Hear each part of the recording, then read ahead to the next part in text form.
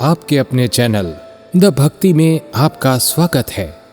ये प्रसंग है महाभारत के उन क्षत्रिय योद्धाओं का जिन्होंने ब्राह्मण बनकर दिया दुनिया को धोखा। महाभारत में अनेकानेक लड़ाइयों और युद्धों का वर्णन है।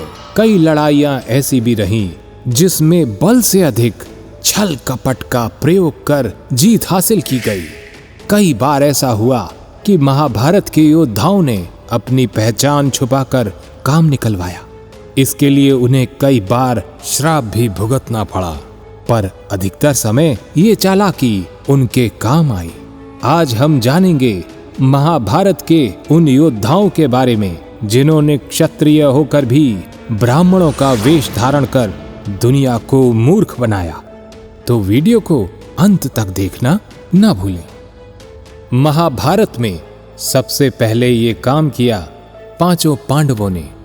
बात तब की है जब पांडव और माता कुंती लाक्षागृह से किसी तरह जान बचाकर ब्राह्मणों के गांव में ब्राह्मणों की तरह रहने लगे। सभी पांडव भाई सुबह सुबह भिक्षा के लिए जाते और शाम को जो भी मिलता उसी से गुजारा चलाते। दुनिया की नजर में पांडव लाक्षागृह में जलकर मर चुके थे और इसलिए पांडव द्रौपदी के स्वयंवर में ब्राह्मण रूप में पहुंचे। वहां सिर्फ श्री कृष्ण को ही मालूम था कि ये ब्राह्मण पुत्र वास्तव में पांडव हैं। जब स्वयंवर में कोई भी योद्धा मछली की आंख नहीं भेद पाया तो अर्जुन ने ये काम कर दिखाया।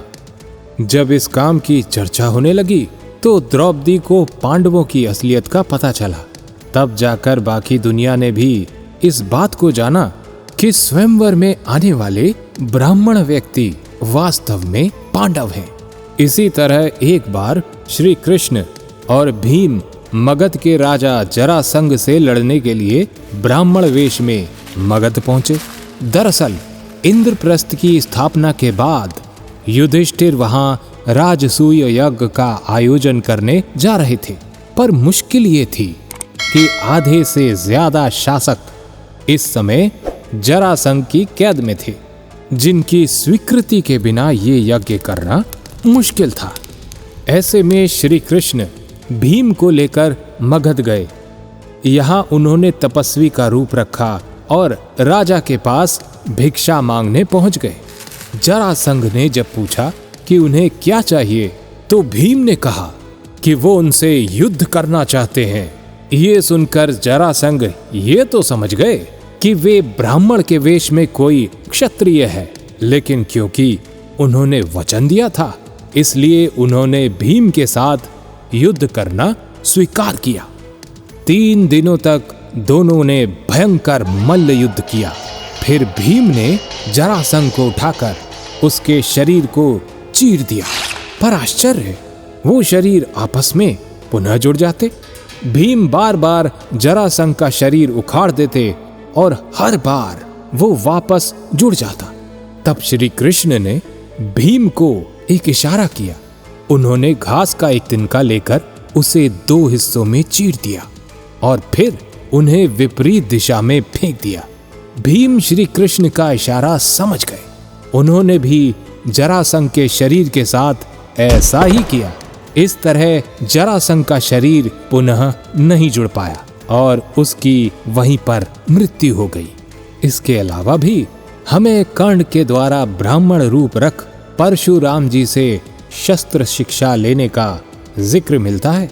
कहते हैं कि कर्ण ने ब्राह्मण बनकर परशुराम जी से शस्त्र विद्या लेने की कोशिश की थी, पर मिला उन्हें श्राप। ये श्राप भी उन्हें इंद्रदेव के कारण मिला था। अर्जुन के पिता इंद्र को पता था कि कर्ण उनके बेटे के लिए खतरा बनेगा, इसलिए वो बिच्छू बनकर कर्ण को काटने लगे।